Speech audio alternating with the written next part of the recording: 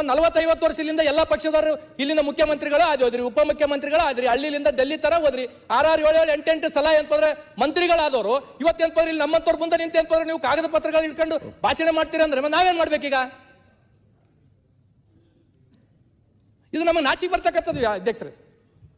ನಾವು ಪ್ರತಿ ಸಲನೂ ಏನಂತಂದ್ರೆ ಬೇರೆಯವರಿಗೆ ತುಲನೆ ಮಾಡೋದಲ್ಲ, ನಮ್ಮ ಭಾಗಕ್ಕೆ ಅಭಿವೃದ್ಧಿ ಮಾಡ್ತಕ್ಕಂಥ ಜವಾಬ್ದಾರಿ ಹೊತ್ತಕ್ಕಂಥವ್ರು ನೀವು ಮಾಡದೇ ಇರ್ತಕ್ಕಂಥದ್ದೇ ಇವತ್ತು ಜನ ನಮ್ಮನ್ನು ಕ್ಯಾಕರಿಸಿ ಹೋಗ್ತಾ ಇದ್ದಾರೆ. ಇವತ್ತು ನಮ್ಮ ಜನ ನಂಗೆ ಇದ್ದಾರೆ, ಯಾರು ಕೆಲಸ ಮಾಡ್ತಾರೆ ಅವ್ರಿಗೆ ಮಾಡಂಗಿಲ್ಲ. ಯಾವನೊಬ್ಬ ಜಾತಿ ಅಂತ ತಿಳ್ಕೊಂಡು ಬಂದು ಹೇಳ್ತಾನೆ, ಯಾವನೊಬ್ಬ ದುಡ್ಡು ಅಂತ ತಿಳ್ಕೊಂಡು ಬಂದು ಹೇಳ್ತಾನೆ, ಎಲೆಕ್ಷನ್ ಆಗಿ ಬಂದು ಡೋಂಗಿತನ ಮಾಡ್ತಾರ ಅಂತವ್ರು ಓಟ್ ಹಾಕಿದ್ರೆ ಇಂದ ಬಾಯಿಗೆ ಬಂದಾಗ ನಮ್ಗೆ ಬೈಬಿಡ್ತು. ಮೊನ್ನೆ ಮಂತ್ರಿಗಳು ಹೇಳಿದ್ರಿಲ್ಲ, ಅದನ್ನ ನಾವು ಮುಸ್ತೀವಿ ಅಂತ ತಿಳ್ಕೊಂಡು ಹೇಳಿದ್ರು, ತಾವು ಬೆಳಗ್ಗೆ ಮತ್ತೆ ಮರುದಿನ ಹೇಳಿದ್ರು. ಇವತ್ತಿಗೂ ಏನಂತಂದ್ರೆ ಕೆಮಿಕಲ್ ಫ್ಯಾಕ್ಟರಿಗಳನ್ನ ಇವತ್ತಿಗೆ ಏನಂತಂದ್ರೆ ಮುಚ್ಚಿಲ್ಲ ಅಧ್ಯಕ್ಷರು. ಇವತ್ತು ಉತ್ತರ ಕರ್ನಾಟಕದಲ್ಲಿ ನನ್ನ ಭಾಷಣ 3ನೇದ್ದು. ಕಳೆದ 2ನೇ ಭಾಷಣದಲ್ಲಿ ನಾನು ಹೇಳಿದ್ದೆ ಸ್ವಲ್ಪ ನಮ್ಮ ಭಾಗಕ್ಕೆ ಅನ್ಯಾಯ ಆಗಿದೆ, ಆ ನಿಟ್ಟಿನಲ್ಲಿ ನಾನು ಯಾವ ಅಕಾಮಿಡೇಷನ್ ತಗಂಗಿಲ್ಲ, ಟೀ ತಗಲ್ಲ, ಕಾಫಿ ತಗಲ್ಲ ಅಂತ ತಿಳ್ಕೊಂಡು ಹೇಳಿದೆ. ಅದರ ಪ್ರಕಾರ ಇವತ್ತು ನಾವು ಯಾವುದು ತಗೊಂಡಿಲ್ಲ. ಆದ್ರೆ ನನ್ಗಿಲ್ಲಿ ಎಲ್ಲ ಮನೆಯಿಂದ ತಂದರೆ ನನಗೆ ಇವತ್ತು ಬೆಳಗಾಂ ಜಿಲ್ಲೆದಾಗ ಬಂದಾಗ ನನಗಿರಕ್ಕೆ ಅವಕಾಶ ಮಾಡಿಕೊಟ್ಟಿರ್ತಕ್ಕಂಥ ಕಿತ್ತೂರು MLA ಮತ್ತು ದಂಪತಿಗಳಿಗೂ ಮತ್ತು ನಮ್ಮ ನಿಖಿಲ್ ಕತ್ತಿಯವರಿಗೂ ತುಂಬ ಹೃದಯ ಧನ್ಯವಾದಗಳು, ನನಗೆಲ್ಲ ರೀತಿಯಲ್ಲಿ ಅವಕಾಶ ಮಾಡಿಕೊಟ್ಟದಕ್ಕಾಗಿ. ಅಧ್ಯಕ್ಷರೇ, ಇದು 13ನೇ ಸೆಷನ್ ಬೆಳಗಾವದಲ್ಲಿ ಚರ್ಚೆ ನಡೀತಾ ಇದೆ. ಕೇವಲ ಚರ್ಚೆಗಳು ಮಾತ್ರ ಏನಪ್ಪಂತಂದ್ರೆ ನಡೀತಾ ಇದೆ. ಚರ್ಚೆಗೆ ಅಂತ್ಯ ಯಾವಾಗ ಅಂತ ತಿಳ್ಕೊಂಡು ಕೇಳ್ತಕ್ಕಂಥದ್ದು ಇವತ್ತು ನಮಗೆ ಒಂದು ಪ್ರಶ್ನೆ ಕಾಡ್ತಾ ಇದೆ. ಕಳೆದ 2023 ಅಧಿವೇಶನದಲ್ಲಿ, ನಮ್ದು ಇದು 3ನೇ ಅಧಿವೇಶನ, 2023 ಅಧಿವೇಶನದಲ್ಲಿ ಮನೆ ಮುಖ್ಯಮಂತ್ರಿಗಳು ಹೇಳಿದ್ರು, ಪ್ರಾದೇಶಿಕ ಅಸಮತೋಲನೆ ನಿವಾರಣೆಗೆ ಡಾಕ್ಟರ್ ನಂಜುಂಡಪ್ಪ ವರದಿ ನೀಡಿರೋ ವರದಿ ಫಲಶ್ರುತಿ ಅಧ್ಯಯನಕ್ಕೆ ಹೈಪವರ್ ಕಮಿಟಿ ಇನ್ನೂ ಆಗಿಲ್ಲ. ಬೆಳಗಾವಿ ಸಮೀಪ 2000 ಎಕರೆ ಪ್ರದೇಶದಲ್ಲಿ ಹೊಸ ಕೈಗಾರಿಕೆ ಪ್ರದೇಶ ನಿರ್ಮಾಣ ಮಾಡಲು 500 ಎಕರೆ ಪ್ರದೇಶದಲ್ಲಿ ಕ್ಲಸ್ಟರ್ ಸ್ಥಾಪನೆ, ಅದು ಎಲ್ಲಿಗೆ ಬಂತು ಗೊತ್ತಿಲ್ಲ. ಧಾರವಾಡ ಸಮೀಪದ 3000 ಎಕರೆ ಪ್ರದೇಶದಲ್ಲಿ ಹೊಸ ಕೈಗಾರಿಕೆ ಪ್ರದೇಶ ನಿರ್ಮಾಣ, ರಾಯಚೂರದಲ್ಲಿ ಹತ್ತಿ ಆಧಾರಿತ ಕೈಗಾರಿಕಾ ಸ್ಥಾಪನೆಗೆ ಒತ್ತು, ವಿಜಯಪುರದಲ್ಲಿ 1500 ಎಕರೆ ಪ್ರದೇಶದಲ್ಲಿ ಉತ್ಪಾದನಾ ಕ್ಲಸ್ಟರ್ ಸ್ಥಾಪನೆ, ಉತ್ತರ ಕರ್ನಾಟಕದ ಪ್ರವಾಸೋದ್ಯಮ ಸಮಗ್ರ ಅಭಿವೃದ್ಧಿಗೆ ಕ್ರಿಯಾ ಯೋಜನೆ. ಇವತ್ತಿಗೂ ಇದು ಇನ್ನೂ ಆಗಿಲ್ಲ ಅಧ್ಯಕ್ಷರೇ. 24ರಲ್ಲಿ ಅಧ್ಯಕ್ಷರೇ ಮನೆ ಮುಖ್ಯಮಂತ್ರಿಗಳು ಘೋಷಣೆ ಮಾಡಿದರು, ಮೂಲಸೌಕರ್ಯಕ್ಕೆ 4000 ಕೋಟಿ. ಅಧಿವೇಶನದಲ್ಲಿ ಸಿದ್ದರಾಮಯ್ಯವರ ಪ್ರಕಟ, ಉತ್ತರಕ್ಕೆ ಪಂಚ ಸಂಕಲ್ಪ. ಗ್ರಾಮೀಣ ರಸ್ತೆ ಅಭಿವೃದ್ಧಿಗೆ 2000 ಕೋಟಿ ನೀಡುವುದಾಗಿ ಘೋಷಿಸಿದರು. ಈ ಘೋಷಣೆ ನಡುವೆ ಸರ್ಕಾರದಲ್ಲಿ ನಮಗೆ 10 ಕೋಟಿನ ಅಂತಂದ್ರೆ ಮೊನ್ನೆ ಮುಖ್ಯಮಂತ್ರಿಗಳು ಕೊಟ್ಟಿದ್ರು. ಇವತ್ತಿಗೆ 10 ಕೋಟಿ ರೂಪಾಯಿ, ಇವತ್ತಿಗೆ ಯಾವುದೋ ನಮ್ಗೆ ಇನ್ನೂ ದುಡ್ಡು ಬಂದಿಲ್ಲ, ಅನುದಾನ ಬಂದಿಲ್ಲ ಅಧ್ಯಕ್ಷರೇ. ಇದು ಘೋಷಣೆ ಮಾಡಿರ್ತಕ್ಕಂಥದ್ದು. ನಂಜುಂಡಪ್ಪ ವರದಿನ ಹೋಗಿ ಗೋವಿಂದರಾವ್ ವರದಿ ಅಂತ ತಿಳ್ಕೊಂಡು ಮಾಡಿದ್ರು. ಕಳಿಸಲ 2024ರ ಬೆಳಗಾವಿ ಅಧಿವೇಶನದಲ್ಲಿ ಮನೆ ಮುಖ್ಯಮಂತ್ರಿಗಳು ಹೇಳಿದ್ರು 6 ತಿಂಗಳಲ್ಲಿ ವರದಿನ ಮಾಡಿಸ್ತೀವಿ ಅಂತ ತಿಳ್ಕೊಂಡು ಹೇಳಿದ್ರು. ಇನ್ನೂ ಅದನ್ನ ಏನಪ್ಪಂತಂದ್ರೆ ಆಗಿಲ್ಲ ಅಧ್ಯಕ್ಷರು. ನಮ್ಗಿರ್ತಕ್ಕಂಥ ಸಮಸ್ಯೆಗಳದ್ದು ಪಟ್ಟಿ ಬಹಳ ಆಗಿದೆ ಅಧ್ಯಕ್ಷರೇ. ನಾನು ಒಂದನ್ನ ಮನೆ ಮುಖ್ಯಮಂತ್ರಿಗಳು ಇಲ್ಲಿದ್ದಾರೆ, ಮುಖ್ಯಮಂತ್ರಿಗಳಲ್ಲಿ ಕಳಕಳಿಯ ಮನವಿ ಮಾಡ್ತೀನಿ. ಆ ಭಾಗಕ್ಕೆ ಯಾರು ಏನ್ ಮಾಡಿದ್ರು, ಈ ಭಾಗಕ್ಕೆ ಯಾರು ಏನ್ ಮಾಡಿದ್ರು, ಈ ಸಲ ಚರ್ಚೆ ಮಾಡಲ್ಲ ಅಧ್ಯಕ್ಷರೇ. ನಮ್ಗೆ ಗೊತ್ತಾಗಿದೆ ಯಾಕೆ ನಮ್ಮ ಭಾಗ ಹಿಂದಕ್ಕೆ ಬಿದ್ದಿದೆ ಅಂತ ತಿಳ್ಕೊಂಡು ನಮಗೆ 2 ವರ್ಷದಾಗ ಗೊತ್ತಾಗಿದೆ ಅಧ್ಯಕ್ಷರೇ. ಒಂದನ್ನ ನಾನು ಮಾನ್ಯ ಮುಖ್ಯಮಂತ್ರಿಗಳಲ್ಲಿ ಕಳಕಳಿಯ ಮನವಿ ಮಾಡ್ತೀನಿ. ಒಂದು 5 ವರ್ಷ ಅಥವಾ 2 ವರ್ಷ ಇರ್ತಕ್ಕಂಥ ಅವಧಿಯಲ್ಲಿ 4 ಲಕ್ಷ ಕೋಟಿ ಬಜೆಟ್ ಅನ್ನ ಮಂಡಿಸ್ತಕ್ಕಂಥ ಸರ್ಕಾರದಲ್ಲಿ ಒಂದು ಅರ್ಧ ಭಾಗ, ಒಂದು 2 ಲಕ್ಷನೋ 1.5 ಲಕ್ಷನೋ 2 ಲಕ್ಷ ಕೋಟಿ ಅಷ್ಟೇ ಅಂತಂದ್ರೆ ಉತ್ತರ ಕರ್ನಾಟಕ ಒಂದು 5 ವರ್ಷ. ಯಾಕಂದ್ರೆ ನಮ್ಮ ಭಾಗದ ಜನ ನಮ್ ಕೆಲಸ ಆಗಿಲ್ಲ, ಆ ಸರ್ಕಾರಗಳು ಮಾಡಿಲ್ಲ, ಈ ಸರ್ಕಾರಗಳು ಮಾಡಿಲ್ಲ ಅಂತ ತಿಳ್ಕೊಂಡು ಬರೀ ಭಾಷಣ ಮಾಡ್ಕೊಂತಾರ ಹೊಟ್ಟಿದ್ದೀವಿ.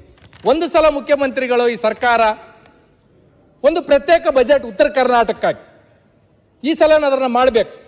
1 ವರ್ಷ ನಮ್ಗೆ ಯಾವ ಶಾಸಕರಿಗೆ ಮತ್ತೊಂದು ಮಗದೊಂದು ಯಾವ ಅನುದಾನ ಬೇಡ ಅಧ್ಯಕ್ಷರೇ. 1 ವರ್ಷ ಎಜುಕೇಶನ್ಗಾಗಿ ಇಟ್ಬಿಡ್ರಿ, 1 ವರ್ಷ ಹೆಲ್ತ್ಗಾಗಿ ಇಟ್ಟುಬಿಡ್ರಿ, 1 ವರ್ಷ ಎಲ್ಲ ಇರಿಗೇಷನ್ಗಾಗಿ ಇಟ್ಟುಬಿಡ್ರಿ, 1 ವರ್ಷ ಕುಡಿಯೋ ನೀರಿಗಾಗಿ ಇಟ್ಬಿಡ್ರಿ, ಇನ್ನು 1 ವರ್ಷ ಇನ್ಫ್ರಾಸ್ಟ್ರಕ್ಚರ್ಗೆ ಇಟ್ಬಿಡ್ರಿ. ಇದನ್ನ ನಾನು ಕಳಕಳಿಯಾಗಿ ಮುಖ್ಯಮಂತ್ರಿಗಳಲ್ಲಿ ಮನವಿ ಮಾಡ್ತಕ್ಕಂಥದ್ದು. ಏನಾಗಿದೆ ಅಧ್ಯಕ್ಷರೇ ಅಂತಂದ್ರೆ, ಈಗ ಎಜುಕೇಶನ್ಗೆ ಬರ್ತೀವಿ ಅಧ್ಯಕ್ಷರು. KPS ಶಾಲೆಗಳನ್ನ ಮಾಡಿರ್ತಕ್ಕಂಥದ್ದು ಸರ್ಕಾರ ನಾವು ಸ್ವಾಗತ ಮಾಡ್ತೀವಿ. ಅಲ್ಲಿ ಇಂಗ್ಲಿಷ್ ಟೀಚರ್ಸ್ ಬೇಕು ಅಧ್ಯಕ್ಷರೇ. ಕನ್ನಡ ಟೀಚರ್ಸ್ ಹೋಗಿ KPS ಶಾಲೆಗೆ ತಗೊಂಡ್ರೆ ಹೆಂಗಾಗುತ್ತೆ? ಈಗ ಇನ್ನೊಂದೇನಾಗಿದೆ ಅಧ್ಯಕ್ಷರೇ ಅಂದ್ರೆ, ಮಾನ್ಯ ಶಿಕ್ಷಣ ಸಚಿವರು ಒಂದು 78 ಸ್ಟೇಟ್ಮೆಂಟ್ ಇದೆ ಅಧ್ಯಕ್ಷರು, ತಗೊಂಡ್ಬಂದಿದ್ದೀನಿ. 78 ಸ್ಟೇಟ್ಮೆಂಟ್ ಕೊಟ್ಟಿದ್ದಾರೆ ಇಲ್ಲಿವರೆಗೂ. ಐತಿಹಾಸಿಕ ತೀರ್ಮಾನ, ಶಿಕ್ಷಕರನ್ನ ನೇಮಕ ಮಾಡ್ತೀವಿ. ಆ ಐತಿಹಾಸಿಕ ತೀರ್ಮಾನದ ಐತಿಹಾಸಿಕ ದಿನ ಯಾವಾಗ ಬರುತ್ತೆ ಅಧ್ಯಕ್ಷರೇ? ನಮ್ಮ ಭಾಗದಾಗ ಅಧ್ಯಕ್ಷರೇ ಶಿಕ್ಷಕರು ಇಲ್ಲಾರದು ಪ್ರತಿ ಸಲನೂ ಪ್ರತಿ ಹಿರಿಯರು ಕಿರಿಯರು ನಾವು ಅದನ್ನೇ ಮಾತಾಡ್ತಕ್ಕಂಥದ್ದು. ಅನೇಕ ಸಲ ನಾವು ಹೇಳಿರ್ತಕ್ಕಂಥದ್ದು, ಶಾಲೆ ಕಟ್ಕೊಂಡಿವಿ ಮಾಸ್ತರ್ದಾರಿಲ್ಲ, ದವಾಖಾನೆ ಕಟ್ಕೊಂಡಿವಿ ಡಾಕ್ಟರ್ದಾರಿಲ್ಲ. ಇದು ನಮ್ಮ ಭಾಗದ ಪರಿಸ್ಥಿತಿ ಅಧ್ಯಕ್ಷ. ಏನಾಗಿದೆ ಅಧ್ಯಕ್ಷರೇ ಅಂದ್ರೆ, ನಮ್ಮಲ್ಲಿ ಶಿಕ್ಷಣದ ಬಗ್ಗೆ ಹೆಚ್ಚು ಅರಿವಿಲ್ಲ. ಅರಿವು ಮೂಡಿಸ್ತಕ್ಕಂಥ ಕೆಲಸ ಶಿಕ್ಷಣ ಇಲಾಖೆಯಿಂದ ಆಗ್ಬೇಕಾಗಿತ್ತು. ಇವತ್ತು ಎಷ್ಟೋ ಜನ ಮಕ್ಕಳು ಏನಪ್ಪಂತಂದ್ರೆ, ನಮ್ಮಲ್ಲಿ 5ನೇದು 6ನೇದು ಓದ್ತಕ್ಕಂಥ ಶಾಲೆಗೆ ಓದ್ತಕ್ಕಂಥ ಮಕ್ಕಳು ಏನಪ್ಪಂದ್ರೆ ಲೇಬರ್ ಕೆಲಸಕ್ಕೆ ಹೋಗ್ತಾರ. ಲೇಬರ್ ಡಿಪಾರ್ಟ್ಮೆಂಟ್ದವ್ರು ಇವತ್ತಿಗೂ ಯಾದಗಿರಿ ಜಿಲ್ಲೆದಾಗ ಒಂದು ಏನಪ್ಪಂತಂದ್ರೆ FIR ಮಾಡಿಲ್ಲ. ನಮ್ಮ ಭಾಗದಾಗ ಅನ್ಪ ಒಂದು ಅವೇರ್ನೆಸ್ ಕಾರ್ಯಕ್ರಮನ ಮಾಡಬೇಕಾಗಿತ್ತು ಅಧ್ಯಕ್ಷರು. ಇವತ್ತು ಸಣ್ಣ ಸಣ್ಣ ಮಕ್ಕಳು ಶಾಲೆಯಲ್ಲಿಂದ ಎಷ್ಟೋ ಜನ ಏನಂತಂದ್ರೆ ಪ್ರತಿ ವರ್ಷ ಶಾಲೆ ಬಿಡ್ತಾ ಇದ್ದಾರೆ. ಅದಕ್ಕೇನ್ ಕಾರಣ? ಮತ್ತೆ ಮರಳಿ ಶಾಲೆಗೆ ತರೋದಕ್ಕೆ ಏನ್ ಕಾರ್ಯಕ್ರಮ ಹಾಕೊಂಡಿದ್ವಿ, ಅದನ್ನ ಅವೇರ್ನೆಸ್ ಗ್ರಾಮೀಣ ಪ್ರದೇಶದಲ್ಲಿ ಅದು ಇಲ್ಲಾರ್ದಂಗ ಆಗಿರ್ತಕ್ಕಂಥದ್ದಿದೆ. ಇವತ್ತು ಒಂದನ್ನ ನಮ್ಗೆ ಯಾರೋ ಬಂದು ಹೇಳ್ತಾ ಇದ್ರು, ಶಿಕ್ಷಕರು ಡಿಗ್ರಿ ಕಾಲೇಜ್ ಲೆಕ್ಚರ್ಗೆ ಏನಂತಾರೆ ಒಂದು 6,000 ಶಿಕ್ಷಕರು ಏನಂತಾರೆ ಸುಪ್ರೀಂ ಕೋರ್ಟ್ ಆರ್ಡರ್ಲಿಂದ ಅತಂತ್ರವಾಗಿದ್ದಾರೆ. ಅವ್ರಿಗೇನಾದ್ರೂ ಶಾಶ್ವತವಾಗಿ ಸರ್ಕಾರ ಏನಾದ್ರೂ ಮಾಡಬೇಕಾಗ್ತದೆ. ದಿನನಿತ್ಯ ಶಾಸಕರಿಗೆ ಮಂತ್ರಿಗಳಿಗೆ ಮನೆಗಳಿಗೆ ಬರ್ತಾರೆ, ಮನವಿ ಪತ್ರನ ಅವ್ರು ಸಲ್ಲಿಸ್ತಾರೆ. ಅದನ್ನೊಂದು ದಯಮಾಡಿ ಸರ್ಕಾರ ಮಾಡ್ಬೇಕಂತ ತಿಳ್ಕೊಂಡು ಹೇಳ್ಬೇಕಾಗಿತ್ತು ಅಧ್ಯಕ್ಷರೇ. ನಾವು ಒಂದನ್ನ ಮನವಿ ಮಾಡ್ತಕ್ಕಂಥದ್ದು ಅಧ್ಯಕ್ಷರು, ಇವತ್ತು ಮನೆ ಮುಖ್ಯಮಂತ್ರಿಗಳು ಇಲ್ಲಿದ್ದಾರೆ. ಆರೋಗ್ಯ ಇಲಾಖೆದ ಬಗ್ಗೆ ನಮ್ಮ ತಂದೆಯವರು ಇರುವಾಗ ಮಾನ್ಯ ಮುಖ್ಯಮಂತ್ರಿಗಳು ಒಂದ್ಸಲ ಫೋನ್ನಲ್ಲಿ ಮಾತಾಡಿ ಹೇಳಿದರು, ನಾಗನಗೌಡ್ರೆ ನಾನು ಇರುವಾಗ ಗುರುಮಿಟ್ ಕಾಲಿಗೆ ಒಂದು 100 ಬೆಡ್ ಆಸ್ಪತ್ರೆ ಕೊಡ್ತೀನಿ ಅಂತ ತಿಳ್ಕೊಂಡು ಮಾನ್ಯ ಮುಖ್ಯಮಂತ್ರಿಗಳು ಹೇಳಿದ್ರು. ಮಾನ್ಯ ಮುಖ್ಯಮಂತ್ರಿಗಳಿಗೂ ಗೊತ್ತು, ಇವತ್ತು ನಮ್ಮ ತಂದೆಯವರು ಇಲ್ಲ, ದಯಮಾಡಿ ಅದೊಂದು 50 ಬೆಡ್ಡಿಗೆ ಇದ್ದುದು 100 ಬೆಡ್ ತಾವಿದ್ದೀರ ಅಂತ ಇಲ್ಲಿ ಮನವಿ ಮಾಡ್ತಾ ಇದ್ದೀನಿ ಸರ್. 50 ಬೆಡ್ ಇದ್ದುದು 100 ಬೆಡ್ಡಿಗೆ ಅದೊಂದು ಮಾಡಿ ಕೊಡ್ಬೇಕಂತ ತಿಳ್ಕೊಂಡು ಮನವಿ ಮಾಡ್ತೀನಿ ಸರ್. ನಮ್ಮಲ್ಲಿ ಏನಾಗಿದೆ ಸರ್, ಈ ವರ್ಷದಲ್ಲಿ ಇಡೀ ರಾಜ್ಯದಲ್ಲಿ ಅತಿ ಹೆಚ್ಚು ಪೆಸ್ಟಿಸೈಡ್ ಬಳಸ್ತಕ್ಕಂಥದ್ದು ಕಲ್ಯಾಣ ಕರ್ನಾಟಕ, ಅದರಲ್ಲಿ ವಿಶೇಷವಾಗಿ ಯಾದಗಿರಿ ಮತ್ತು ವಿಜಯನಗರ ಅತಿ ಹೆಚ್ಚು ಪೆಸ್ಟಿಸೈಡ್ ಅನ್ನ ನಾವು ಬಳಸ್ತಾ ಇದ್ವಿ. ಈ ಪೆಸ್ಟಿಸೈಡ್ ಅನ್ನ ಬಳಸ್ತಕ್ಕಂಥದ್ದು ಕೃಷಿ ಇಲಾಖೆದವ್ರು ಇರ್ಬೋದು ಅಥವಾ ಸರ್ಕಾರದವ್ರು ಇರ್ಬೋದು, ಇದರಿಂದ ಏನು ಅನಾಹುತಗಳು ಆಗ್ತದಂತ ತಿಳ್ಕೊಂಡು ಇವತ್ತಿಗೂ ನಮ್ಮಲ್ಲಿ ನಮ್ಮ ರೈತರಿಗೆ ಯಾವ ತರದ ಅವೇರ್ನೆಸ್ ಕಾರ್ಯಕ್ರಮ ಕೊಟ್ಟಿಲ್ಲ. ನಮ್ಮ ಕರೆ ಮಕ್ಕಳು ಹೇಳ್ತಾ ಇದ್ರು, ಕ್ಯಾನ್ಸರ್ ಪೇಷಂಟ್ ಕ್ಯಾನ್ಸರ್ಗಳು ಬಹಳ ಆಗ್ತಾ ಇದೆ ಅಂತ. ನಮ್ಮ ಹೈದರಾಬಾದು ಮತ್ತು ಬಾಂಬೆ ಕಡೆಗೆ ಹೋದ್ರೆ ಅಧ್ಯಕ್ಷರೇ, ಹೈದರಾಬಾದ್ ಖಾಸಗಿ ಹಾಸ್ಪಿಟಲ್ನಾಗ ಕಲ್ಯಾಣ ಕರ್ನಾಟಕದ ಪ್ರತಿ ವರ್ಷ 2,000ಕ್ಕೂ ಹೆಚ್ಚು ಪೇಷಂಟ್ಗಳು ಅಡ್ಮಿಟ್ ಆಗ್ತಾ ಇತ್ತು. ಇದಕ್ಕೆ ಕಾರಣ ಏನಪ್ಪ ನಾವು ಪ್ಲಾಸ್ಟಿಕ್ ಯೂಸ್ ಮಾಡೋದಕ್ಕಿರ್ಬೋದು, ಇದಕ್ಕೆ ಕಾರಣ ನಾವು ಹೆಚ್ಚು ಏನಪ್ಪ ಪೆಸ್ಟಿಸೈಡ್ ಯೂಸ್ ಮಾಡ್ತಕ್ಕಂಥದ್ದು ಇರ್ಬೋದು. ಇದ್ರ ಬಗ್ಗೆ ಸರ್ಕಾರ ಏನಪ್ಪ ಅಂತಂದ್ರೆ ನಮ್ಮ ಭಾಗದ ಜನಕ ಈ ಸಲ ಕೃಷಿ ಇಲಾಖೆ ಅಧಿಕಾರಿಗಳು ಕೊಟ್ಟಿರ್ತಕ್ಕಂಥ ವರದಿಯಲ್ಲಿ ಅಧ್ಯಕ್ಷರೇ ಅತಿ ಹೆಚ್ಚು ಪೆಸ್ಟಿಸೈಡ್ ಯಾದಗಿರಿ ಜಿಲ್ಲೆನ ನಾವು ಯೂಸ್ ಮಾಡಿರ್ತಕ್ಕಂಥದ್ದು. ಇದ್ರ ಬಗ್ಗೆ ಸ್ವಲ್ಪ ಸರ್ಕಾರ ಹೆಚ್ಚು ಗಮನ ಹರಿಸಬೇಕಾಗುತ್ತೆ. ಆಮೇಲೆ ಅಧ್ಯಕ್ಷರೇ, ನಾವು ನಮ್ಮ ಕಮಿಟಿಯಲ್ಲಿ ಕೋನರೆಡ್ಡಿ ಅವರು ನಮ್ಮ ಕಮಿಟಿ ಅಧ್ಯಕ್ಷರು, ನಾವು ಕೊಪ್ಪಳ ರಾಯಚೂರು ಮಹಿಳಾ ಮತ್ತು ಮಕ್ಕಳ ಇಲಾಖೆ ಕಡೆಯಿಂದ ಹೋಗಿದ್ವಿ. ಹೋದಾಗ ನಾವು ಅಲ್ಲೆಲ್ಲ ಗರ್ಭಿಣಿ ಸ್ತ್ರೀಯರ ತಾಯಿ ಕಾರ್ಡ್ಗಳನ್ನ ಪರೀಕ್ಷೆ ಮಾಡಿದ್ವಿ. ನಾನು ನನ್ನ ಕ್ಷೇತ್ರದಲ್ಲಿ ಎಲ್ಲ ಆಸ್ಪತ್ರೆಗಳಿಗೆ ಹೋದಾಗ ಅಧ್ಯಕ್ಷರೇ, ಪ್ರೆಗ್ನೆಂಟ್ ಆಗಿರ್ತಕ್ಕಂಥ ತಾಯಿಯಂದಿರು ಹಿಮೋಗ್ಲೋಬಿನ್ 10, 11 ಇರುತ್ತೆ ಅಧ್ಯಕ್ಷರೇ. ಅವ್ರು ಪ್ರೆಗ್ನೆಂಟ್ ಆದ್ಮೇಲೆ ಆಸ್ಪತ್ರೆಗೆ ಬಂದ್ರೆ ಜಾಸ್ತಿ ಆಗ್ಬೇಕು. 10ರಿಂದ 9ಕ್ಕೆ ಬರುತ್ತೆ, 8ಕ್ಕೆ ಬರುತ್ತೆ, 7ಕ್ಕೆ ಬರುತ್ತೆ. 7ಕ್ಕೆ ಬಂದ್ಮೇಲೆ ಅವ್ರನ್ನ ಗೌರ್ಮೆಂಟ್ ಹಾಸ್ಪಿಟಲ್ಗೆ ಯಾದಗಿರಿಗೋ ರಾಯಚೂರಿಗೋ ಕಲಬುರಗಿಗೋ ಕಳಿಸ್ತೀವಿ. ಅವಾಗ ಏನ್ಪತ್ತಂದ್ರೆ ತಾಯಿ ಸಾಯ್ತಾಳ ಗೊತ್ತಿಲ್ಲ, ಮಗು ಸಾಯ್ತದೋ ಗೊತ್ತಿಲ್ಲ. ಇದಕ್ಕೆ ಏನಾಗ್ತಾ ಇದೆ ಅಂತ ತಿಳ್ಕೊಂಡು ಮಾನ್ಯ ಕಾರ್ಯದರ್ಶಿಗಳಿಗೆ ಮೊನ್ನೆ ಕೇಳಿದಾಗ ಒಂದೇನೋ ಇಂಜೆಕ್ಷನ್ ಏನೋ ಕೊಡ್ತಾ ಇದ್ದಾರೆ ಅಂತ. ಆ ಇಂಜೆಕ್ಷನ್ ಇನ್ನೂ ನಮ್ಮ ಭಾಗಕ್ಕೆ ಬಂದಿಲ್ಲ ಅಧ್ಯಕ್ಷರು. ಯಾಕಂದ್ರೆ ನಮ್ಮಲ್ಲಿ ಪೌಷ್ಟಿಕಾಂಶ ಇರ್ಬೋದು ಅಥವಾ ಆರೋಗ್ಯದ ಬಗ್ಗೆ ನಮ್ಗೆ ಹೆಚ್ಚಿನ ಅರಿವು ಇಲ್ಲಾರ್ದಿರ್ಬೋದು, ಅದರಲ್ಲಿಂದ ಸಮಸ್ಯೆ ಆಗ್ತಾ ಇದೆ. ಇದು ಸರ್ಕಾರ ಆ ಇಂಜೆಕ್ಷನ್ಗಳನ್ನ ನಂಬಲ್ಲಿ ಕೊಡಬೇಕಾಗಿತ್ತು. ಮೊನ್ನೆ ಮುಖ್ಯಮಂತ್ರಿಗಳು ಕಳಿಸಲ ಹೇಳಿದ್ರು, ಕಲ್ಯಾಣ ಕರ್ನಾಟಕ PHCಗಳಿಗೆ ಫೈನಾನ್ಷಿಯಲಿ ಆಗಿ ಯಾವುದೇ ತರದ್ದು ಕೊಡಬೇಕಾಗಿತ್ತಂದ್ರೆ ಅದಕ್ಕೆ ಯಾವ ಮಾನದಂಡಗಳು ಇಲ್ಲ ಅಂತ ತಿಳ್ಕೊಂಡು ಹೇಳಿದ್ದಾರೆ. ಈಗ ನಮ್ಮ ಕ್ಷೇತ್ರದಲ್ಲಿ ನಮ್ಮ ಭಾಗದಾಗ ನಾವು PHCಗಳನ್ನು ಕೇಳಿದ್ರೆ ಇಲ್ಲ 20,000ಕ್ಕೂ ಹೆಚ್ಚು ಜನಸಂಖ್ಯೆ ಇದ್ರೆ ಮಾತ್ರ PHCಗಳನ್ನ ಕೊಡ್ತೀವಿ ಅಂತ ತಿಳ್ಕೊಂಡು ಹೇಳ್ತಾ ಇದ್ದಾರೆ. ಈ ಎಲ್ಲ ರಿಲ್ಯಾಕ್ಸೇಷನ್ಸ್ ಅನ್ನ ನಮಗೆ ಕೊಡ್ಬೇಕು. ಈಗ ಇನ್ನೊಂದು ಏನಾಗಿದೆ ಅಧ್ಯಕ್ಷರೇ ಅಂದ್ರೆ, ಒಂದು ಆರೋಗ್ಯ ಇಲಾಖೆದವರು ಒಂದು ಆದೇಶ ಹೊರಡಿಸಿದ್ದಾರೆ. ಈ CHCದಾಗಿರ್ತಕ್ಕಂಥ PHCದಾಗಿರ್ತಕ್ಕಂಥ ಸ್ಪೆಷಲಿಸ್ಟ್ಗಳನ್ನ ತಾಲೂಕಾ ಆಸ್ಪತ್ರೆಗಳಿಗೆ ಶಿಫ್ಟ್ ಮಾಡಬೇಕಂತ ತಿಳ್ಕೊಂಡು, ಇಲ್ಲೇ ಇರ್ತಕ್ಕಂಥ ಮುಖ್ಯಮಂತ್ರಿಗಳಲ್ಲಿ ನಾನು ಮನವಿ ಮಾಡ್ತಕ್ಕಂಥದ್ದು ಇಷ್ಟೇ, ನಮ್ಮಲ್ಲಿ ಆರೋಗ್ಯದ ಅರಿವು ಬಹಳ ಕಡಿಮೆ ಇದೆ ಕಲ್ಯಾಣ ಕರ್ನಾಟಕದಲ್ಲಿ ಅಥವಾ ಉತ್ತರ ಕರ್ನಾಟಕದಲ್ಲಿ. ಈ ಆದೇಶಕ್ಕೆ ಸ್ವಲ್ಪ ನಮ್ಮ ಭಾಗಕ್ಕೆ ರಿಲ್ಯಾಕ್ಸೇಷನ್ ಕೊಡ್ಬೇಕಂತ ತಿಳ್ಕೊಂಡು ತಮ್ಮ ಮುಖಾಂತರ ನಾನು ಕಳಕಳಿಯಾಗಿ ಅವರಲ್ಲಿ ಮನವಿ ಮಾಡ್ತಕ್ಕಂಥದ್ದು ಅಧ್ಯಕ್ಷರೇ. ನಮ್ಮ ಸಭಾಧ್ಯಕ್ಷರೇ, ಅದು PHC ಬಗ್ಗೆ ತಾವೇನು ಮಾತಾಡ್ತಾ ಇದ್ರಿ, ಅದಕ್ಕೆಲ್ಲ IPHS ಸ್ಟ್ಯಾಂಡರ್ಡ್ ಪ್ರಕಾರನೇ ಮಾಡಬೇಕು. ನಾವು ಆರೋಗ್ಯ ಇಲಾಖೆ ಮತ್ತು ಕಲ್ಯಾಣ ಕರ್ನಾಟಕ ಅಭಿವೃದ್ಧಿ ಮಂಡಳಿ ವತಿಯಿಂದ ಸುಮಾರು 65 PHC ಮಾಡಬೇಕಂತ ನಾವು ಮಾಡಿದ್ವಿ. ಆದರೆ ಅದರದ್ದೆಲ್ಲ rules and regulation IPHS standard ಇದೆ, ಅದರ ಪ್ರಕಾರನೇ ಮಾಡಬಹುದು. ಈಗ ಮುಖ್ಯಮಂತ್ರಿಗಳು ಅನೇಕ ಸಲ ಹೇಳಿರ್ತಕ್ಕಂಥದ್ದು ಇದೆ ಅಧ್ಯಕ್ಷರೇ. ಈ ತರದ್ದು ಯಾವುದೇ ಸಮಸ್ಯೆಗಳು ಬಂದಾಗ ಕಲ್ಯಾಣ ಕರ್ನಾಟಕ ರಿಲ್ಯಾಕ್ಸೇಷನ್ ಕೊಡ್ರಿ ಅಂತ ಮಾನ್ಯ ಮುಖ್ಯಮಂತ್ರಿಗಳು ಅನೇಕ ಸಲ ಹೇಳಿರ್ತಕ್ಕಂಥದ್ದಿದೆ. ನಮ್ಮ ಬಗ್ಗೆದಾಗ ಏನ್ಪತ್ತಂದ್ರೆ ನೀವು ಆರೋಗ್ಯ ಆವಿಷ್ಕಾರ ಅಂತ ತಿಳ್ಕೊಂಡು ಏನ್ ಮಾಡ್ತಾ ಇದ್ರಿ, ಇದರಲ್ಲಿ ರಿಲ್ಯಾಕ್ಸೇಷನ್ ಕೊಡ್ಬೇಕಂತ ನಮ್ಮ ಧ್ವನಿ ನೀವು ಆಗ್ಬೇಕು ಸರ್. ನೀವೇ ಇಲ್ಲ ಅಂತ ತಿಳ್ಕೊಂಡ್ಬಿಟ್ರೆ ನಾವ್ಯಾರ ಕೇಳ್ಕೊಳ್ಳೋದು, ಮಾಡ್ಬೇಕು. ಆಮೇಲೆ ಇನ್ನೊಂದು ಏನಾಗಿದೆ ಅಧ್ಯಕ್ಷರೇ, ಬಹುತೇಕ ಶ್ರೀಮಂತರು ಮಕ್ಕಳಿಲ್ಲಾರ್ದವರು ಏನಪ್ಪಂದ್ರೆ ಪ್ರೈವೇಟ್ ಹಾಸ್ಪಿಟ್ಲ್ಗಳಿಗೆ ಹೋಗ್ತಾರೆ ಅಧ್ಯಕ್ಷರೇ. ನಂಬಲ್ಲಿ ಉತ್ತರ ಕರ್ನಾಟಕ ಕಿಮ್ಸ್ನಾಗ ಸರ್ಕಾರ ಒಂದು ಶಾಂಕ್ಷನ್ ಆಗಿದೆ. ಸರ್ಕಾರದಾಗ ಬಡವರ ಮಕ್ಕಳಿಗೆ, ತಾಯಿ ಇಲ್ಲಾರ್ದಂಥವ್ರಿಗೆ, ಮಕ್ಕಳಿಲ್ಲಾರ್ದಂಥ ತಾಯಿಯಂದಿರಿಗೆ ಸರ್ಕಾರಿ ಆಸ್ಪತ್ರೆಗೆ ಬಂದು ಫ್ರೀದಾಗ ಟ್ರೀಟ್ಮೆಂಟ್ ತಗೊಂಡು ಮಕ್ಕಳು ಮಾಡಿಸ್ಕೊಳ್ಳಿ ಅಂತ ತಿಳ್ಕೊಂಡು ಒಂದು IVF ಕೇಂದ್ರವನ್ನ ಕಿಮ್ಸ್ಗೆ ಕೊಟ್ಟಿದ್ದಾರೆ. ಆದ್ರೆ ಅದಕ್ಕೆ ಇವತ್ತಿಗೂ ದುಡ್ಡು ಬಿಡುಗಡೆ ಆಗಿಲ್ಲ. ಯಾಕಂತಂದ್ರೆ ನಂಬಲ್ಲಿ ಪ್ರೈವೇಟ್ ಹಾಸ್ಪಿಟ್ಲ್ಗಳಿಗೆ ತಾಯಿಯಂದಿರು ಹೋದ್ರೆ ಅಧ್ಯಕ್ಷರು ಬಡವರು ಹೋಗಕ್ಕೆ ಆಗಂಗಿಲ್ಲ. ಅದಕ್ಕೆ ಇದ್ರನ್ನ ಒಂದು ಸ್ವಲ್ಪ ಮಾನ್ಯ ಮುಖ್ಯಮಂತ್ರಿಗಳು ಇದಕ್ಕೆ ಒಂದಿಷ್ಟು ಗಮನ ಹರಿಸಿ ದುಡ್ಡುಗಳನ್ನ ಕೊಟ್ರೆ ಬಡ ಮಕ್ಕಳು ತಾಯಂದ್ರೆ ಅಂತಂದ್ರೆ ನೆನ್ಪಿಡ್ತಕ್ಕಂಥ ಕೆಲಸ ಆಗ್ತದೆ. ಆಮೇಲೆ ಅಧ್ಯಕ್ಷರು ಇನ್ನೊಂದು ಏನಾಗಿದೆ, ಈ NHM ಸರ್ವೆಂಟ್ಸ್ ಏನಾಗಿದೆ ಅಧ್ಯಕ್ಷರೇ, ಅವ್ರು ಸುಮಾರು 10-12 ವರ್ಷದಿಂದ ಕೆಲಸ ಮಾಡ್ತಾ ಇದ್ದಾರೆ. ಈಗ ಅವರಿಗೆ ಸರ್ಕಾರ ಏನೋ ತೆಗಿಬೇಕಂತ ತಿಳ್ಕೊಂಡು ಹೇಳ್ತಾ ಇದೆ. ಮಾನ್ಯ ಉಪಮುಖ್ಯಮಂತ್ರಿಗಳು ಸರ್ಕಾರಕ್ಕೊಂದು ಮನವಿ ಮಾಡಿದ್ದಾರೆ, ನಾವು ಕಾಂಗ್ರೆಸ್ ಸರ್ಕಾರ ಗ್ಯಾರಂಟಿಗಳಲ್ಲಿ ಘೋಷಣೆ ಮಾಡಿದೀವಿ, ಹಾಗಾಗಿ ಅಂತಂದ್ರೆ ಇವ್ರನ್ನ ಕಾಯಂಗೊಳಿಸ್ಬೇಕಂತ ತಿಳ್ಕೊಂಡು ಅನೇಕ ಜನ ಅವ್ರು ಬೀದಿಗೆ ಬಿದ್ದಿದ್ದಾರೆ. ಶಾಸಕರು ಮತ್ತು ಮಂತ್ರಿಗಳ ಹತ್ರ, ಬೇರೆ ಬೇರೆಯವ್ರ ಹತ್ರ ಬಂದು ಅಂತಂದ್ರೆ ಮನವಿ ಮಾಡ್ತಕ್ಕಂಥದ್ದು ಅಧ್ಯಕ್ಷರೇ.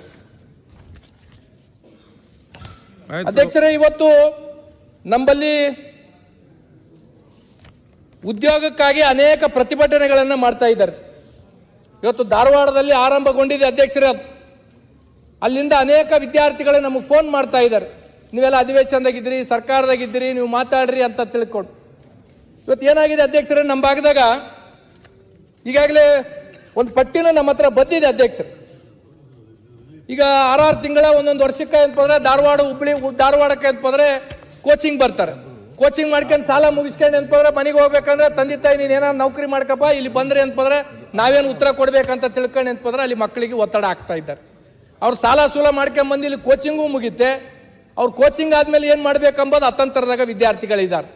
ಇವತ್ತು 2,24,000 ರೂಪಾಯಿ, 2,84,000 ಇರ್ತಕ್ಕಂಥ ಖಾಲಿ ಇರ್ತಕ್ಕಂಥ ಪೋಸ್ಟ್ಗೆ ಕೇವಲ 24,000 ಕಾಲ್ ಫಾರ್ಮ್ ಮಾಡಿದಿರಿ. ಅದರಲ್ಲಿ ಏನಪ್ಪಂದ್ರೆ 2 ವರ್ಷ ನೆನಪಂತಂದ್ರೆ ಏರಿಕೆ ಮಾಡಿದಿರಿ, ಸಂತೋಷ. ಅದ್ರ ಕಾಲ್ ಫಾರ್ಮ್ ಅನ್ನ ಪೂರ ಮಾಡ್ಬೇಕಲ್ಲ. ಇಲ್ಲಿ ಇರ್ತಕ್ಕಂಥ ವಿದ್ಯಾರ್ಥಿಗಳು ಏನಪ್ಪಂದ್ರೆ ನಮಗೆ ಬಂದು ದಿನನಿತ್ಯ ಏನಪ್ಪಂದ್ರೆ ನೀವು ಮಾತಾಡ್ರಿ ಅಂತ ತಿಳ್ಕೊಂಡು ಹೇಳ್ತಾರೆ. ಇದಕ್ಕೇನಾದ್ರೂ ಸರ್ಕಾರ ಗಂಭೀರವಾಗಿ ತಗೋಬೇಕಾಗುತ್ತೆ. ಇವತ್ತು ಅಧ್ಯಕ್ಷರೇ, ಇವತ್ತು ಉತ್ತರ ಕರ್ನಾಟಕದಲ್ಲಿ ನಂಬಲ್ಲಿ ಅನ್ಕೋತಾರೆ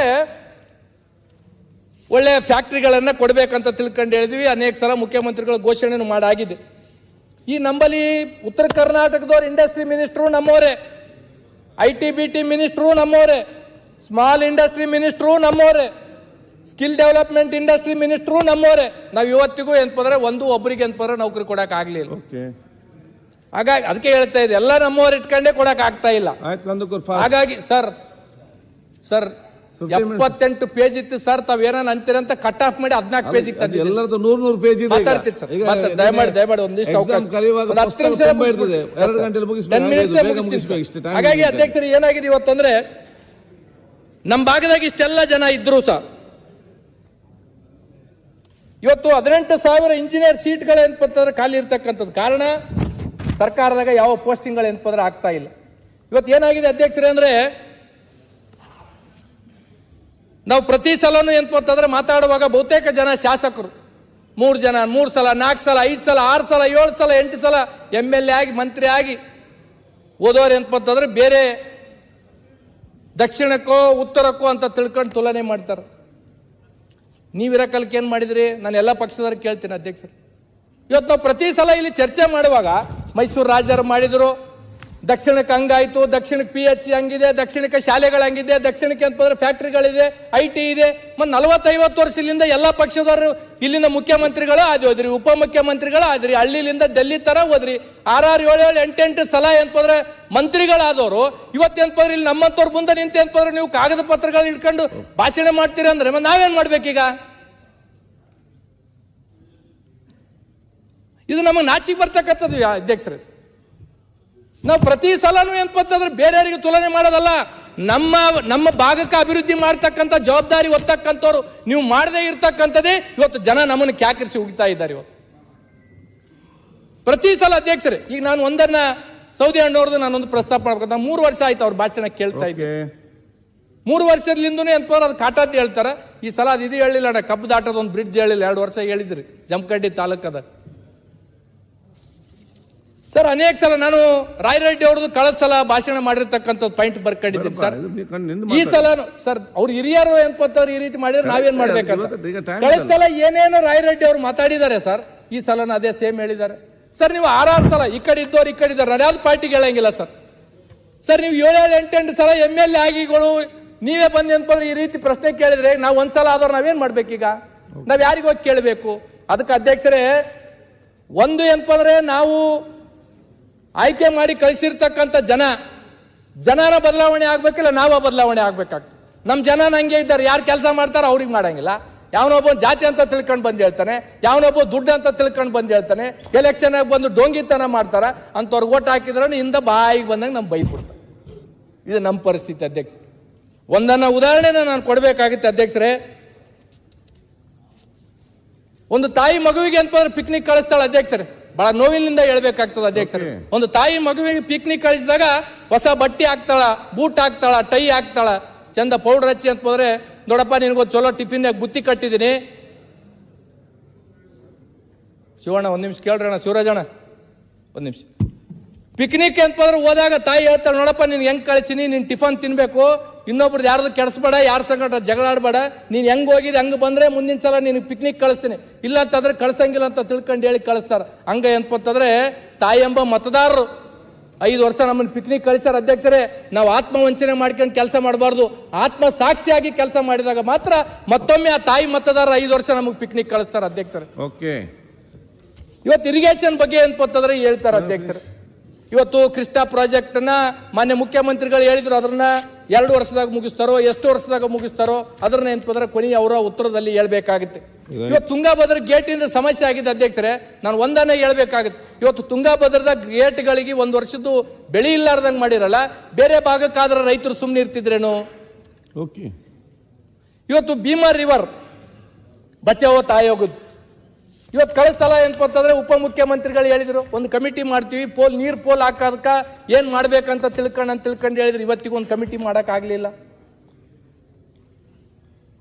ಇವತ್ತು ನಂಬಲ್ಲಿ ಅಧ್ಯಕ್ಷರೇ ಇಂದ ನಿಜಾಮರು ಯಾವುದೋ ಬ್ರಿಟಿಷರ ಕಾಲದಾಗ ಕಟ್ಟಿರ್ತಕ್ಕಂಥ ಅತ್ತಿಕುಣಿ ಮತ್ತು ಸೌದಾಗರ ಡ್ಯಾಮ್ ಅಂತ ತಿಳ್ಕೊಂಡಿದೆ, ನೀರಿದೆ ಕಾಲುವೆಗಳಿಗೆ ಅಂತಂದ್ರೆ. ನಾನು ಅನೇಕ ಸಲ ಉಪಮುಖ್ಯಮಂತ್ರಿಗಳಿಗೆ ಭೇಟಿಯಾಗಿ ಅಂತಂದ್ರೆ ಮನವಿ ಮಾಡಿದ್ವಿ. ಯಾವಾಗಲೂ ಭೇಟಿ ಆದಾಗೆಲ್ಲ ಉಪಮುಖ್ಯಮಂತ್ರಿಗಳು ನನ್ನ ಜೊತೆ ಬಹಳ ಚಂದ ಮಾತಾಡಿ ಮೋಟಿವೇಟೆಡ್ ಸ್ಪೀಚ್ ಮಾಡ್ತಾರೆ. ಇವತ್ತಿಗೂ ನನಗೆ ₹1 ಕೊಡ್ಲಿಲ್ಲ.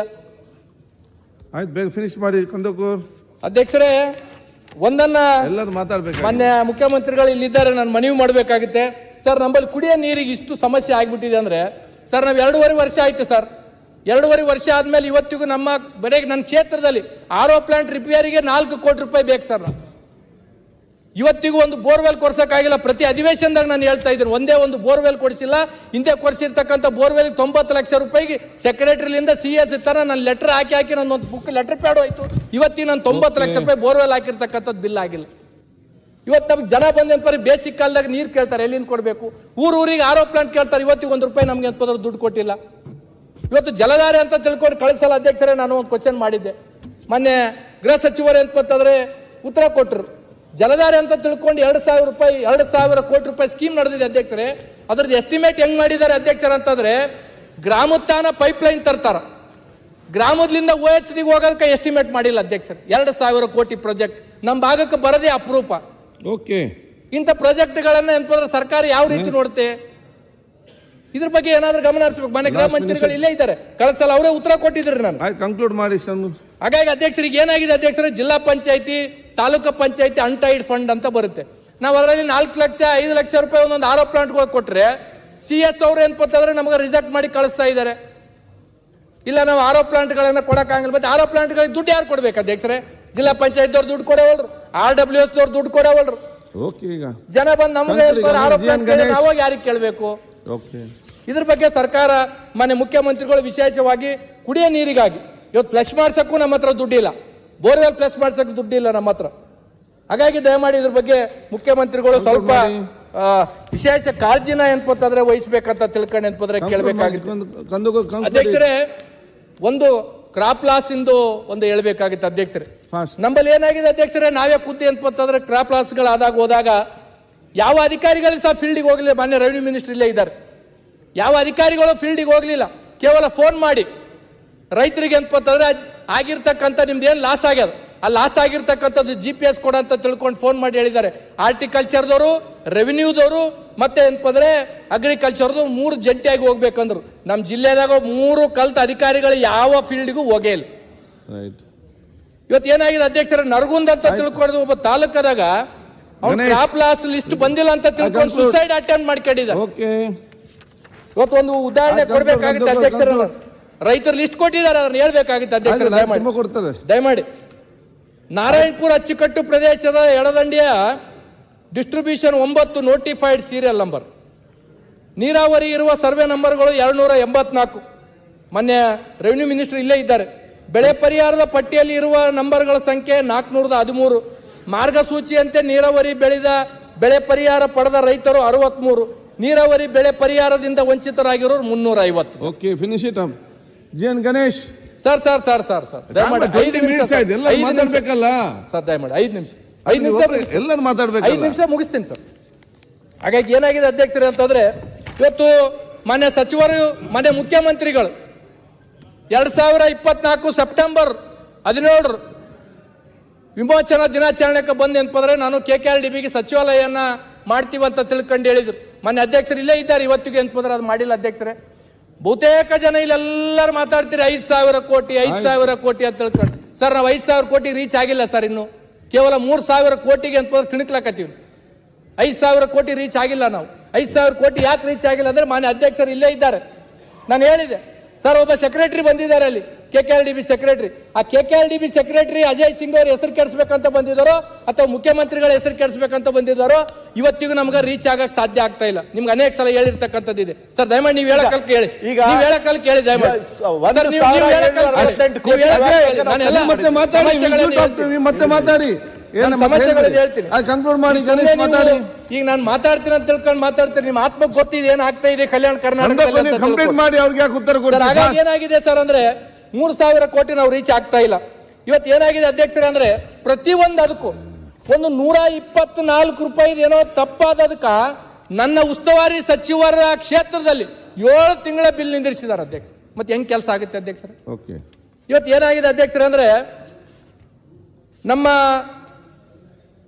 ಕಲ್ಯಾಣ ಕರ್ನಾಟಕ KKRDBಗೆ 224 ಇಂಜಿನಿಯರ್ಸ್ ಬೇಕು ಅಧ್ಯಕ್ಷರೇ. ಸರ್ಕಾರ ಕೇವಲ 22 ಕೊಟ್ಟಿದೆ. ನಮಗೆ ಮ್ಯಾನ್ ಪವರ್ ಇಲ್ಲ, ಮನಿ ಪವರ್ 5,000 ರೂಪಾಯಿ 5,000 ಕೋಟಿ ಕೊಟ್ಟಿದ್ದಾರೆ. ಈ ಭಾಗದ ಜನ BR ಪಾಟೀಲ್ ಅವರು ಬಹಳ ಡಿಸಪಾಯಿಂಟೆಡ್ ಆಗಿ ಹೇಳಿದ್ರು. ನಮ್ಗೆ ಇವತ್ತಿಗೂ 3,000 ಕೋಟಿ ರೀಚ್ ಆಗಲಾರದಕ್ಕೆ ಕಾರಣ ಅಧಿಕಾರಿಗಳು, ಯಾರ ಜನಪ್ರತಿನಿಧಿಗಳಲ್ಲ. ಇದನ್ನ ದಯಮಾಡಿ ಅಧ್ಯಕ್ಷರೇ ಅಂತಂದ್ರೆ, ನಿಮಗೆ ಕೆಟ್ಟ ಹೆಸರು ತರಕ್ಕೆ ಕೂತಿರ್ತಕ್ಕಂಥದ್ದಿದೆ, ಅದ್ರ ಬಗ್ಗೆ ಸ್ವಲ್ಪ ಹೆಚ್ಚು ಗಮನ ಹರಿಸಬೇಕಾಗ್ತದೆ. ಅಧ್ಯಕ್ಷರೇ, ನಾನು ಒಂದನ್ನ ಹೇಳ್ಬೇಕಾಗುತ್ತೆ ಅಧ್ಯಕ್ಷರೇ. ಕಡಿಗ ಆಯ್ತು, ಕಂಕ್ಲೂಡ್ ಮಾಡಿ ಅಧ್ಯಕ್ಷರೇ. ಮುಗಿಸ್ತೀನಿ ದಯಮಾಡಿ ಮುಗಿಸಿ. ಅಲ್ಲಲ್ಲ, ಟೈಮ್ ಆಯ್ತು. ಇಲ್ಲ, ನೀವು 5 ನಿಮಿಷ ಅಂದ್ರೆ 2 ನಿಮಿಷ ಆಗೋದಿಲ್ಲ ನೋಡಿ. 3 ಮಿನಿಟ್ಸ್ ಮುಗಿಸ್ತೀನಿ. ಲಾಸ್ಟ್ ಕಂಕ್ಲೂಡ್ ಮಾಡಿ ಸರ್ 3 ಮಿನಿಟ್ಸ್ ಅಲ್ಲ ಫಾಸ್ಟ್ ಕಂಕ್ಲೂಡ್ ಮಾಡಿ ಈಗ 3 ಮಿನಿಟ್ಸ್ ಮುಗಿಸ್ತೀನಿ ಸರ್. ಕಂಕ್ಲೂಡ್ ಮಾಡಿ ನೀವು ಗಣೇಶ್ ಬೇಗ ಸರ್, ಇವತ್ತು ಕಲ್ಯಾಣ ಕರ್ನಾಟಕದಿಂದ ಆಯ್ಕೆ ಆಗಿರ್ತಕ್ಕಂಥ ಗೌರ್ಮೆಂಟ್ ಸರ್ವೆಂಟ್ದವರು ಕಣ್ಣೀರಿಡ್ತಾ ಇದ್ದಾರೆ. ಇವತ್ತು ಬೇರೆ ಕಲ್ಯಾಣ ಕರ್ನಾಟಕದಿಂದ ಬಿಟ್ಟು ಬೇರೆ ಆಯ್ಕೆ ಆದವ್ರಿಗೆ ಎಲ್ಲರಿಗೂ ಪ್ರಮೋಷನ್ ಸಿಗ್ತಾ ಇದೆ. ದಯಮಾಡಿ ನಾನು ಮುಖ್ಯಮಂತ್ರಿಗಳಿಗೆ ಮನವಿ ಮಾಡ್ತಕ್ಕಂಥದ್ದು ಇಷ್ಟೇ, ಕಲ್ಯಾಣ ಕರ್ನಾಟಕದಲ್ಲಿ ಸರ್ಕಾರಿ ನೌಕರಿಗಳು ಯಾರ್ಯಾರು ಆಯ್ಕೆ ಆಗಿದ್ದಾರೆ ಅವ್ರಿಗೂ ಸಹ ಏನಂದ್ರೆ ಬೇರೆ ಕಡೆ ಕೊಡ್ತಕ್ಕಂಥ ಜ್ಯೇಷ್ಠತೆಯನ್ನ ನಮ್ಮ ಕಲ್ಯಾಣ ಕರ್ನಾಟಕದವರಿಗೆ ಕೊಡ್ಬೇಕಂತ ತಿಳ್ಕೊಂಡು ನಾನು ಮನವಿ ಮಾಡಬೇಕಾಗ್ತದೆ. ಆಮೇಲೆ ಇನ್ನೊಂದು ಅಧ್ಯಕ್ಷರೇ, ರಾಯಚೂರಲ್ಲಿ ಒಂದು KSRP ಬೆಟಾಲಿಯನ್ ಮಾಡ್ಬೇಕಂತ ತಿಳ್ಕೊಂಡು 25 ಜನ ಶಾಸಕರು ನಾವು ಈಗಾಗಲೇ ಪತ್ರವನ್ನು ಕೊಟ್ಟಿದ್ದೀವಿ. ಅದರಲ್ಲಿ ಆರ್ಥಿಕ ಇಲಾಖೆಯಿಂದ ದುಡ್ಡು ಏನ್ಪಂತಂದ್ರೆ ಇಲ್ಲ ಅಂತ ತಿಳ್ಕೊಂಡು ವಾಪಸ್ ಕಳಿಸಿದ್ದಾರೆ. ಮುಖ್ಯಮಂತ್ರಿಗಳಿಗೆ ನಾನು ಮನವಿ ಮಾಡ್ತೀನಿ, ನಮ್ಮ ಕಲ್ಯಾಣ ಕರ್ನಾಟಕ ಅಭಿವೃದ್ಧಿಯಿಂದ ದುಡ್ಡು ಬೇಕಿದ್ರೆ KSRP ಬೆಟಾಲಿಯನ್ಗೆ ಒಂದು ಕೊಡ್ಬೇಕಂತ ತಿಳ್ಕೊಂಡು ಮಾನ್ಯ ಮುಖ್ಯಮಂತ್ರಿಗಳಲ್ಲಿ ನಾನು ಮನವಿ ಮಾಡ್ತಕ್ಕಂಥದ್ದಿದೆ. ಅಧ್ಯಕ್ಷರೇ, ಕೊನೆಯದಾಗಿ ಹೇಳಿ ನನ್ನ ಮಾತನ್ನ ವಿರಾಮ ಕೊಡ್ತೀನಿ ಅಧ್ಯಕ್ಷ. ಒಂದು ನಂಬಲ್ಲೇ ಅಧ್ಯಕ್ಷ, ತಾವು ರಾತ್ರಿ ಐತಿಹಾಸಿಕವಾಗಿ ಇಲ್ಲೇ ವಿಧಾನಸಭೆ ಐತಿಹಾಸಿಕವಾಗಿ ಮಾಡಿದ್ರೆ ಲಾಸ್ಟ್ ಕ್ವಶನ್ ನಂದೇ ಇತ್ತು ಅಧ್ಯಕ್ಷರು. ಆ ಕ್ವಶನ್ಗೆ ಅಂತಂದ್ರೆ ಇಂಡಸ್ಟ್ರಿ ಮಿನಿಸ್ಟ್ರಿಗೆ ಕಡೆ ಚೂರು ಬಾಡಿ ಹಾಲ್ಕೆ ಅಂತಂದ್ರೆ ಅಲ್ಲಿ ಕೆಮಿಕಲ್ ಫ್ಯಾಕ್ಟರಿಗಳನ್ನ ಮುಚ್ಚಬೇಕಂತ ತಿಳ್ಕೊಂಡು 5 ಸಲ ಕ್ವಶನ್ ಕೇಳಿ ನೀವು ಅಧಿವೇಶನದ ಕ್ವಶನ್ ಹಾಕಿಲ್ಲ ಅಧ್ಯಕ್ಷರು. ಮಾನ್ಯ ಮಂತ್ರಿಗಳು ಹೇಳಿದ್ರಿಲ್ಲ, ಅದನ್ನ ನಾವು ಮುಸ್ತೀವಿ ಅಂತ ತಿಳ್ಕೊಂಡು ಹೇಳಿದ್ರು. ತಾವು ಬೆಳಗ್ಗೆ ಮತ್ತೆ ಮರುದಿನ ಹೇಳಿದ್ರು. ಇವತ್ತಿಗೂ ಎಂತಂದ್ರೆ ಕೆಮಿಕಲ್ ಫ್ಯಾಕ್ಟರಿಗಳನ್ನ ಇವತ್ತಿಗೆ ಎಂತಂದ್ರೆ ಮುಚ್ಚಿಲ್ಲ ಅಧ್ಯಕ್ಷರು. ಇವತ್ತು ನಮ್ಮ ಕೊಪ್ಪಳದಾಗಿರ್ತಕ್ಕಂಥ ಅಜ್ಜೋರು ಎಂತಂದ್ರೆ ಬೀದಿಗೆ ಬಂದು ಇದ್ರು, ಕಣ್ಣೀರಿಟ್ಟರು ಅಧ್ಯಕ್ಷರು. ಇವತ್ತು ಈ ರಾಜ್ಯ ಈ ನಾಡಿನಾಗ ಬಡವರಿಗಾಗಿ ಮಕ್ಕಳಿಗಾಗಿ ಅಂತಂದ್ರೆ ಜೋಳಿಗೆ ಇಟ್ಟಿರ್ತಕ್ಕಂಥವ್ರು ಸಿದ್ಧಗಂಗಾ ಮಠದವರಾದ್ರೆ ಆ ಭಾಗದ ಜನರಿಗೆ ಅಂತಂದ್ರೆ ಮಕ್ಕಳಿಗೆ ಅನುಕೂಲ ಆಗಲಿ, ಆ ಭಾಗದ ಮಕ್ಕಳಿಗೆ ಮುಂದಿನ ಭವಿಷ್ಯಕ್ಕೆ ಕೆಮಿಕಲ್ ಫ್ಯಾಕ್ಟರಿಗಳಿಂದ ಅನಾನುಕೂಲ ಆಗ್ತದಂತ ತಿಳ್ಕೊಂಡು ಕೊಪ್ಪಳ ಅಜ್ಜಿಯವ್ರು ಕಣ್ಣೀರಿಟ್ರು ಅಧ್ಯಕ್ಷರೇ. ಇದು 2ನೇ ಸಲ ನಾನು ಹೇಳ್ತಕ್ಕಂಥದ್ದು. ಈ ಸರ್ಕಾರದ ಧೋರಣೆಗಳಿಂದ ಏನಪ್ಪಂತಂದ್ರೆ ಅಜ್ಜಿಯವ್ರು ಹೊರಗೆ ಬರಲಾರ್ದಂಗ ಆಗಿದೆ. ಅವ್ರ ಕಣ್ಣೀರಿನ ಚಾಪ ಜನಪ್ರತಿನಿಧಿಗಳಿಗೆ ಸರ್ಕಾರಕ್ಕೆ ಏನಪ್ಪಂದ್ರೆ ತರ್ತಕ್ಕಂಥದ್ದು ಕೆಲಸ ಆಗುತ್ತೆ ಅಧ್ಯಕ್ಷ. ಒಂದನೇದ್ದು ಲಾಸ್ಟ್ ಗಣೇಶ್ 40 ಸೆಕೆಂಡ್ನೇ ಮುಗಿಸ್ತೀನಿ ನಾನು ಸರ್, 40 ಸೆಕೆಂಡ್ನೇ ಮುಗಿಸ್ತೀನಿ ಸರ್. ನಮ್ಮಲ್ಲಿ ಹಾಸ್ಟೆಲ್ಗಳ ಪರಿಸ್ಥಿತಿ ಬಹಳ ಗಂಭೀರವಾಗಿದೆ. ಇವತ್ತು ಹಾಸ್ಟೆಲ್ಗಳಿಗೆ ಬರ್ತಕ್ಕಂಥ ಬಡವರಿಗೆ ಇವತ್ತು ಕೊಪ್ಪಳ ಯಾದಗಿರಿ ಅಂತ ಹಾಸ್ಟೆಲ್ಗಳಿಗೆ ಬಂದ್ರೆ ಮಕ್ಕಳು ಏನಪ್ಪಂತಂದ್ರೆ ಸರ್ 15-16ನೇ ವರ್ಷನಾಗ ತಾಯಿಯಂದ್ರೆ ಗರ್ಭಿಣಿ ಆಗ್ತಾ ಇದ್ದಾರೆ ಸರ್. ಇದ್ರ ಬಗ್ಗೆ ಸರ್ಕಾರ ಮತ್ತು ಮಾನ್ಯ ಮುಖ್ಯಮಂತ್ರಿಗಳಲ್ಲಿ ಬಹಳ ಗಂಭೀರವಾಗಿ ನಾನು ಮನವಿ ಮಾಡ್ತಕ್ಕಂಥದ್ದು ಇಷ್ಟೇ ಇದೆ. ಯಾವ ಹಾಸ್ಟೆಲ್ಗಳಿಗೆ ಬಡವರು ಬರ್ತಾರೆ ಅಲ್ಲಿ ಪ್ರತಿ ತಿಂಗಳ ಆರೋಗ್ಯ ಇಲಾಖೆದವರು ಟೆಸ್ಟ್ ಮಾಡ್ತಾರೆ. ಕೇವಲ ಒಮ್ಮಿಗೆ 9 ತಿಂಗಳು ಡೆಲಿವರಿ ಅಂತ ತಿಳ್ಕೊಂಡು ಬರ್ತಾರಂದ್ರೆ ಯಾರು ದೋಷಣೆ ಯಾರು ಇದನ್ಪಂದ್ರೆ ಇದಕ್ಕೆ ಮಾಡ್ಬೇಕಾಗತ್ತೆ, ಇದಕ್ಕೆ ಎಂತಂದ್ರೆ ಮಾಡ್ಬೇಕಾಗತ್ತೆ. ಆಮೇಲೆ ಲೈಬ್ರರಿ ವರ್ಕರ್ಸ್ ಲೈಬ್ರರಿ ವರ್ಕರ್